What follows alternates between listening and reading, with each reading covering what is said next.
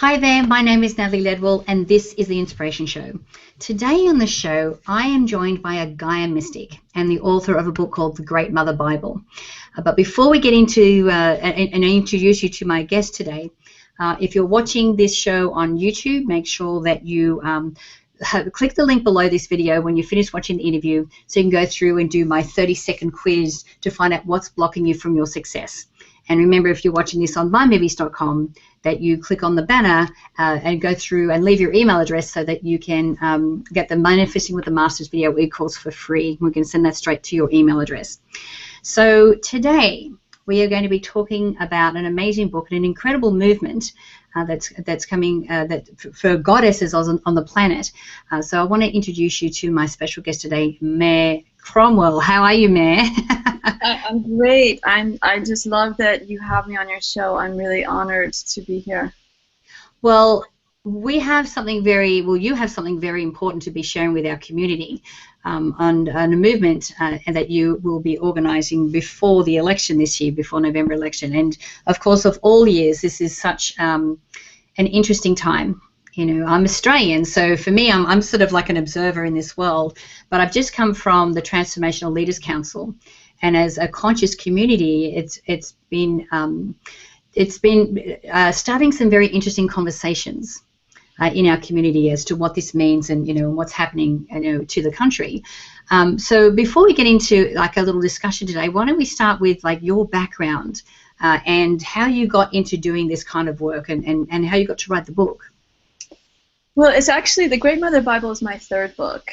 Mm-hmm. And I have an extensive environmental background. I worked internationally for a number of years. I have a master's in natural resources from Michigan.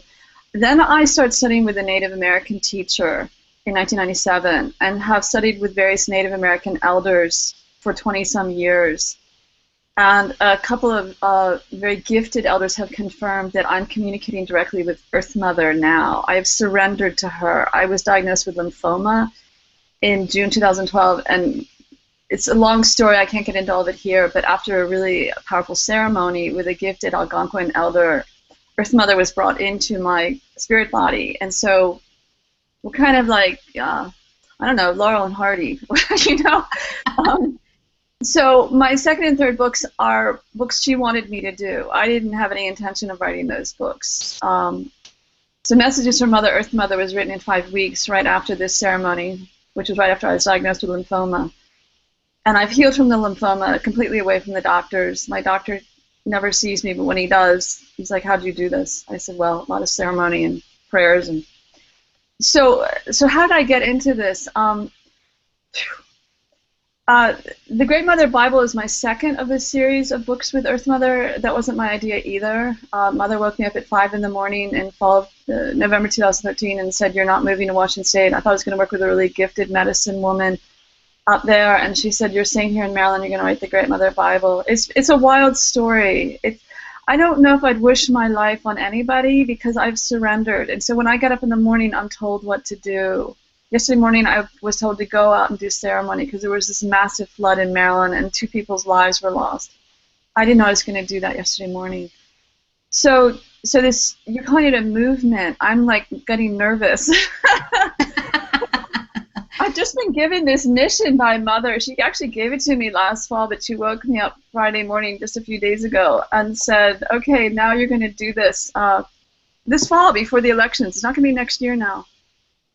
I'm getting a little nervous. You're calling it a movement. It is a movement, I guess. I have to wrap my head around it. All I know is I keep on getting instructions from Spirit and from Mother how to do it. But I think what's happening is that you're calling together a gathering. Yes. And so this is not something that you're doing specifically on your own, but you're kind of the catalyst of being able to get the right people in the right place at the right time. And they're being directed to me already. Like they're feeling the call inside. It's wild, the stuff that's happened just in 3 days. But what this is, let me give you a little background. There is a Tibetan myth that when 1,000 goddesses unite, or Taras in the Tibetan belief systems, it will bring compassion or the sacred feminine, aka the sacred feminine, back into the planet. And so we thought we were going to do this next year at a retreat center. It's like, no, no, no. Mother woke me up Friday morning. She said, no, you need to do that in D.C. I live really close to D.C., about 40 miles north, west. And so this is going to happen in D.C. on the weekend of October 22nd, 23rd. The website's not even up yet. It will be hopefully up very soon in the next 2 weeks. By the time this airs, it should be up. Men will be there as sacred guardians. The invitation is to every woman, because every woman is a goddess. Every woman is a goddess, regardless of what your shape or your skin color or your pimples or whatever. We're all goddesses. But what this is going to be a gathering to bring wisdom and compassion into our nation's capital. And it's bringing the mother in a powerful way, bring her energy in. And when I say the mother, I mean like the great divine mother, the Virgin Mary, Kuan Yin. Even a little bit of Kali energy might be needed, but not too much. You know, Durga, Isis, Oshan, the mother team, because things have gotten really run amok here. And the United States and DC is like the epicenter in some ways of the chaos. And yes, there's chaos in the Middle East, and yes, there's chaos in other parts of the world where there's terrorist bombings. But I work really closely with Mother, and so she's giving me marching orders. And so my goal every morning is to not wake up freaked out. And to eat as much chocolate as I can, because that helps me cope with the stress. And so what is the purpose of the gathering? The purpose is to actually bring in a whole different perspective to transcend the politics. Because we're all humans. We're all one. We all need the planet to survive. And the mother, the feminine, has been ignored for hundreds and hundreds of years. So what this is to bring a big influx of women in, and men. It's not just when we need our men as sacred guardians. Absolutely. You know, there's so many events that are just women, and that's beautiful. We need some of those, but it's time for us to come together.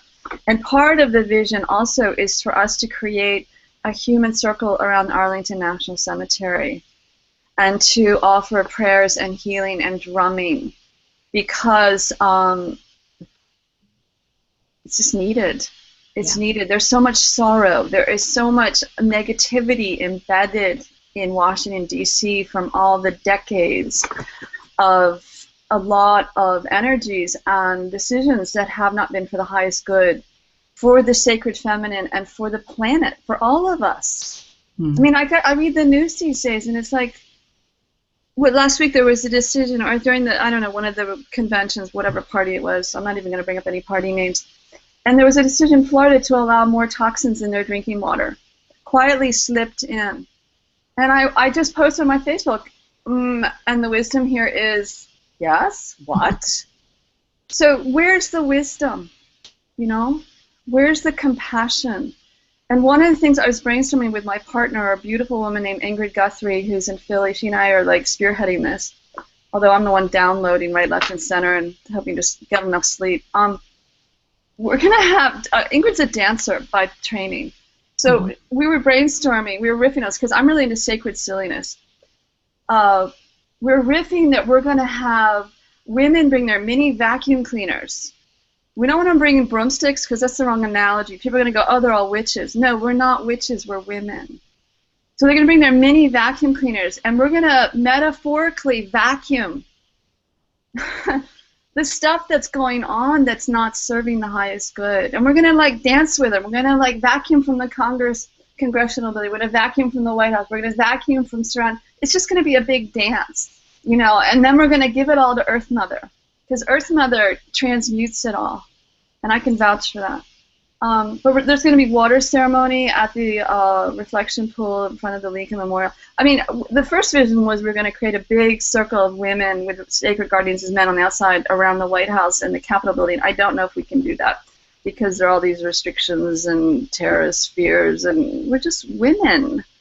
Yeah. You know, we're women, and we really have big hearts, and our hearts are breaking right now. Everyone's heart's breaking if you have any kind of sense of feeling. Well, I have a suggestion for you is that if there are women who are watching this show that would love to be involved with this but cannot make it to Washington, D.C., that they also are able to online hold an intention at the same time that you're doing the ceremony and everything in Washington, D.C., because as we know, when we are worldwide, and there are thousands of us that are setting the same intention, then that's what really will affect a massive change as well. So, you know. And come together in circles. Get together with your sister friends. Yeah. Because there's power in numbers. And by the way, we will need to do some fundraising. So once the website's up, which is going to be, it's not on there, but it's going to be 1000goddesses.net. I'm going to claim it like right after we get off this. Yeah, no, absolutely. Well, I'll make sure that there is a banner that's next to the video here that people can click on and go straight through to that site. And go ahead. I want to speak to your work with the mind movies, because I'm going to really tag in with you guys about this, because I have a master's in environmental education from Michigan, and we all know that energy follows thought. And I wonder how many people do your mind movies and not just do it for themselves and their personal future, but what about the future of the world? Yeah. So I'm going to broadcast that as a way to promote your work and to promote that we can all envision this beautiful world that's coming in, because there's a new world being born right now. But the more we envision it and put our energy into how beautiful it's going to be, organic gardens, homeless that no longer are on the streets, like no more homeless. How about that as a vision? Yeah. So I really think what you're doing with the mind movies, the potential is huge for people to not just do a mind movie for themselves, but also come together in a group, find a partner, even do it yourself, spend some time doing your movie creation. But what about, how do you envision the world that we need, that's really there waiting to be born, and it's coming through already in little cracks, quietly. So I want to honor your work there and say the potential's huge. Thank you. Well, I actually would like to, contribute a mind movie around that. That I think will help to catalyze a lot of people, because you just give me an idea of how, because I make mind movies for a whole bunch of different reasons, and a lot of projects that I'm working on, but I would love to create a mind movie. Okay, I'm getting chili bumps on that. And Mother really likes that idea. This is how my rapport with Mother works. I get chili bumps. She's like, cool idea. Yeah. For real. Thank you. I would love it. Yeah. Cool. So we're nearly at the end of our time. 15 minutes I knew would fly by very quickly, but so we're going to make sure that we have a banner here so that people can go through to your website and connect in any way that they can. But now that we realize that you have such a strong connection to Mother Earth, like what is the message that she's sending through to us? What's something that we can take away? Oh, okay. Briefly, one, know that she really exists. She's a very powerful spiritual being who was assigned this planet or volunteered, however that works in the spirit planes. Two, she's coming through gang, but if you could see the chili bumps on me, oh my God, she loves us so much. People have no idea. And when we connect with her energetically, spiritually, and send our love from our heart straight to her heart and the center of the planet, are you feeling the energy I'm feeling? I am. Yeah, she's amazing. See? I talk with people long distance like this, and they feel the energy because that's Mother at work. She loves us, and she's our mother, and she's been forgotten. She's been shunted and forgotten and made into a fairy tale. But that's not true. And with all the native elders I've studied with and all the ceremony I've done, oh my gosh, when you really tap into Mother, you know what? It's so healing. Yeah. And right now we need her love, and we need to know how much she's there for us, because so many people are suffering. So give her your sorrow. Give her your pain. Go find a tree and clunk your butt at the base of the tree and ask the tree to help you, because that's Mother at work also, and the tree. Yeah. Yeah, that's pretty succinct, I think. But she's here. She's our mother. I don't know. I could go on and on. I do webinars. I have books. Go find my books. Yeah. MareCromwell.com. They're all award-winning, multi-award-winning. Thank you for having me on. It's a pleasure. Now, I know that there are many of you that are watching this show right now that this has sparked something inside you, and I encourage you to take action on it. Either go to Mare's website or go through to the website. and so that we can, you know, as women band together. And like you said, it's not just the women, it's men as well. Like, this is not something we're supposed to be taking, women are supposed to be taking over. We're supposed to be working together. We're supposed to be in balance. Yes, absolutely. The dance is supposed to be in balance, not this, like us here as women way under here going, hello, I feel a little squished. Yeah. Yeah. Oh, by the way, eat a lot of chocolate. I think that's very healthy. It's called the food of the gods. I have to add that in because chocolate is how I thrive. Right. It's how I wrote my Great justification for eating chocolate. I think it's Actually, I'm going to contact Godiva. I hope they hear this as a sponsor. Because they make chocolates all about the goddess. So I think they want to sponsor this. That's fantastic. Well, thanks again, Mare, for joining me. It's been enlightening talking to you today. Thank you. Thank you. It's been an honor. Now, for those of you that are watching this show, I encourage you to share this video. You can do that by clicking the Facebook and the Twitter share buttons on this page. Remember, if you're watching on YouTube, click the button below to take the 30-second quiz. And if you're watching it on mymovies.com, leave your email so we can send you the Manifesting with the Masters video e-course. So until next time, remember to live large, choose courageously, and love without limits. We'll see you soon.